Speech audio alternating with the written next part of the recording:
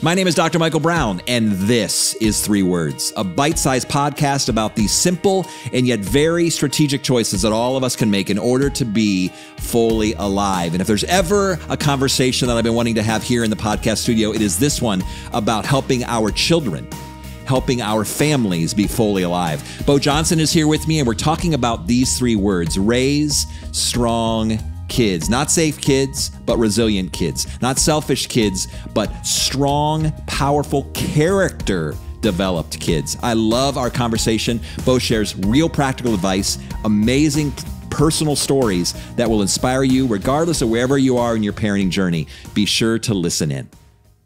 Dr. Beau Johnson here in 3 Words Podcast Studio. It's an honor, my friend. It's been a long time, and you are my best friend. And thank you for flying from Salt Lake City to be here in the studio today.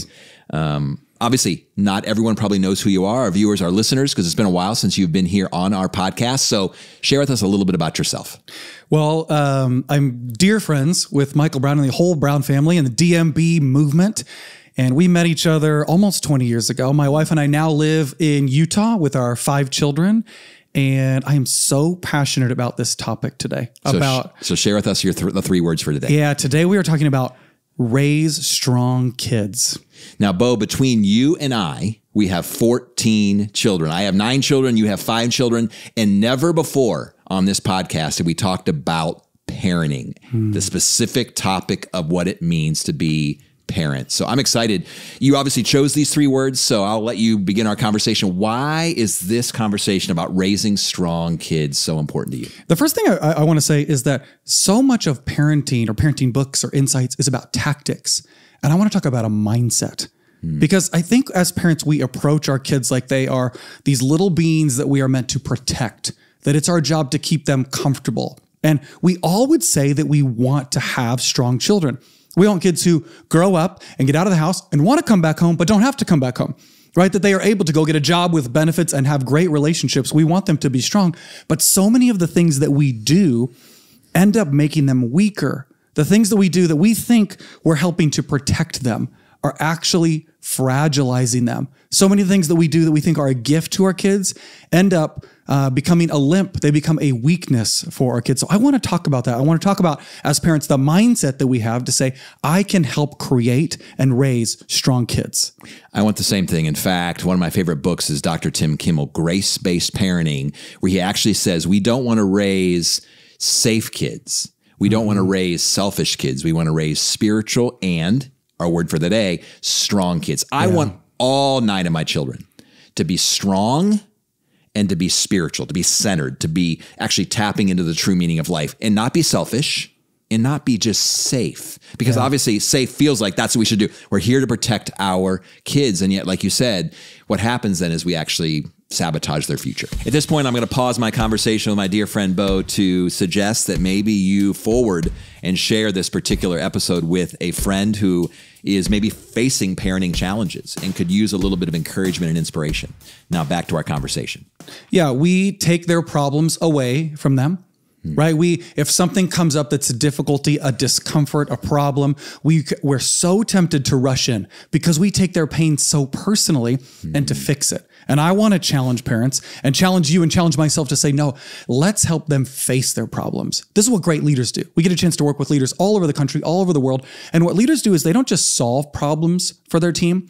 They help their team face their problems. That's what I want to do with my children, is come along beside them, be a guide to say, let's look at that together, instead of me just saying, it's my job to remove it for you. You know, I work in higher education. You did for many years as well. And there's this idea that we talk about helicopter parents, those that are kind of swooping in and taking care of our kids, even at the college level, even at 18, 19, 20, and 21. There's actually a new phrase that's been coming out recently called the lawnmower parents. I don't know if you've heard about it, but it's basically you get the lawnmower and you perfectly mow the lawn in front of them. They walk behind you so that the ground is level, even, and there's no chance of tripping, slipping, or falling. So I've heard a lot of different phrases: helicopter parents, lawnmower parents, Black Hawk parents that literally sweep in and begin to actually call the professor or call the employer and say, why are you doing this to my child? And I think it's out of a good motive, right? Let's talk about intentions. Our intentions are to help our children, to grow our children, to protect our children, to, like, in our minds, we're thinking, We want them to become the best version of themselves, but I don't know what's happened in regards to why is this the case now? We want them to have a good life. We want them to be able to do well. We want a word my dad used growing up a lot is to have the right trajectory. And so we think the way to do that is to clear the path for them. But actually the better way is to help them be able to face the obstacles along the way. And Michael, you know this. Your kids are older than my kids. When they're little, the stakes are so low. It feels like it's such a big deal that they didn't get invited to the birthday party, or that they scratched their knee, or they have a teacher who feels like it's against them. That feels like it's such a big deal, but really the stakes are so low. But what we do is we're uncomfortable with that difficulty. And so we run in and are tempted to fix it instead of help our kids face it. You know, if you think about what is strength, let's say that you're trying to bench press a bunch of weight and you can't. Well, there's only two ways to be able to do that. One, take off some of the weight, and two, get stronger. So here's what I want to do for my kids. I want to take off some of the weight. I want to help take off some of the guilt that they walk around with, that they have disappointed me, that they are not enough, that they're not good enough. Let's take that weight off, and then let's help them become stronger, be able to face problems.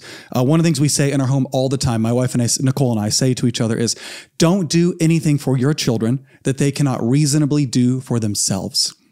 Isn't that so good and so simple? Okay, as they're growing up, let's help them be able to do more and more and more to contribute to the family, to participate, to be able to be responsible. Let's help them face the natural consequences of their decisions instead of me absorbing the consequences. I want my kids to be able to do that. You know, it's interesting, Beau, even as we were walking into the studio, you were saying that right now your children at home are having some big feelings and are working through some things, and how Nicole is just a rock star, and letting them have their feelings without trying to fix their feelings, change their feelings.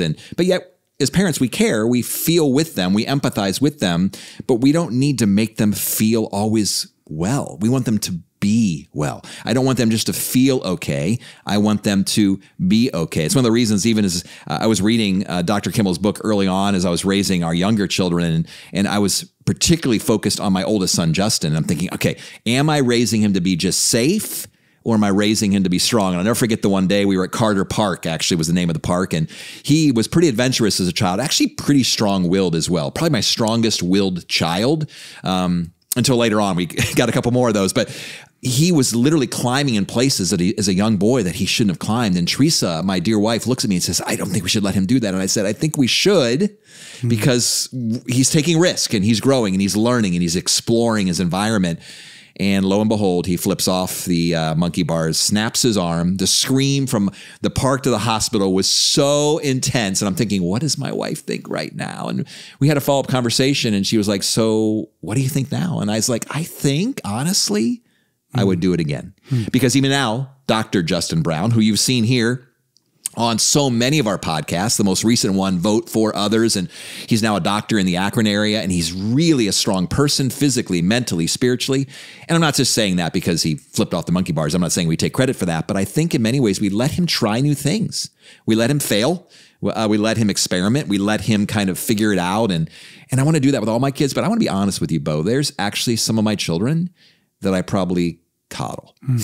There's some of my children that have more challenging needs than others, and I probably have spent more energy, in all transparency, making sure they are safe, making sure they feel okay, making sure they're not disruptive, than actually helping them become strong. And so it's so good just to sit with you, because you model, in fact, you could probably spend hours, it's a short podcast, but you could probably spend hours talking about all these unique kind of parenting things that you do. Actually, in the book we're writing right now, you're already, as you go back and forth, co-writing this book, you were talking about different parenting strategies that you're using. But that's the focus, right? Strong kids, but we've never talked about parenting. Give us, would you please, some of your best parenting ideas, tips, principles, practices, even in a few minutes together. Let me tell you one quick story first, and then we'll do a few practical ideas. Good friend of mine, Dustin, I got a chance to meet his parents, and we were hanging out at something, and I was like, give me his parents' best advice. And they said, here's what it is. They said, I prayed for two things for my kids. I'm like, okay, cool. They said, I prayed for their spouse, and I prayed that their greatest mistake would happen when they're in high school so I could be there with them for it. What a different mindset. I think most of us are thinking, okay, if something bad happens to them, or if they make a mistake, it's on me. And this parent said, no, if they make a mistake while I'm with them, I can help them get stronger through that. I just love that mindset. So One quick idea is, hey, as parents, I think we should have fewer rules and be more strict about them. I think that it's really good for our kids to have clarity about what the rule is, and then for us to hold them accountable to it. That's how life works. There are actually very, very few rules, but you will be held accountable to them. And I think what most parents do is they change the goalposts, they move the goalposts, they say, I'm not going to tell you again, and then they tell them again, right? Or kids are not clear how they're supposed to behave. I think that we get stronger in clear, predictable environments when we know what's expected of us. So I think a lot of parenting rules are actually applications of a rule. Let me unpack that. If you go into someone to say, Jimmy, we don't jump on the couch, or we don't write on the walls, or we clear our plates. No, those are all applications of one rule, which is be considerate. Right? But, and so if a kid is like, well, isn't there sometimes it's okay to jump on the bed, or sometimes we don't clean after dinner. So I want my kids to know there are very few rules, and I'm going to hold you accountable to them. So your focus, it sounds like, is their character, who they're becoming, their competencies, and then obviously some of those smaller choices are connected back to who they're, because obviously considering others is a character quality. I'm actually selfless as opposed to selfish. So the rule is we're going to be selfless. I hear you say this all the time, Beau. You say, we as a family are committed to, we as a family believe, we as a family, like you talk in terms of principles, in terms of becoming, in terms of who we're going to be more than what we're exactly going to do. Yeah. And I think that what that does is it helps the kids have more and more buy-in and investment of this is what the Johnsons do. We have our family values and we make decisions through those values. The kids are being taught to do that. And of course, we're not doing this perfectly. I'm not even sure we're doing it well. But the target on the wall is I want strong kids, not perfect kids. I really want interesting kids. And I think the way that we do that is hold them to a high standard with tons of grace. I don't want to lower the bar, but I also want to give so much grace when they don't get over it. Well, and that's great leaders too. That's great business. That's great leadership, even within our corporate cultures that we work in all the time, that great leaders have high expectations and low control. And it's like, we're not going to manipulate, manage. We're going to actually hold you to high accountability, high expectations, high accountability, but low control. What if we did that with our families as well? You know, I love that we can have purposeful parenting. I've shared this a lot, and I've been guilty of this, where all of my primary energy goes to building the next company or being amazing at my job. And then we just kind of come home at 5 or 6 o'clock at night and just wing it. Wow. You know, can you imagine having an organization where you don't have a mission statement? Can you imagine having a business where you don't have a strategic plan? And yet, do we have a strategic plan for our families? Do we have an organizational structure? Do we have a sense of rhythms and routines within our family? We would never run a business. We would never execute our careers in that way. And yet, the most important thing, and you would agree, because we talk about it all the time, is our relationships, our people, our family. We talked about this even today over lunch. But you know, I walk in my house and I see the big picture of my family hanging above the couch. Every year, we replace that picture with the next picture of our family, and just being reminded that why I do what I do is for this group of people. These are my people. These are the most people in my life. I want to make sure I'm intentional and I'm purposeful in my parenting. Love it. There's so much we could say about just leading your family.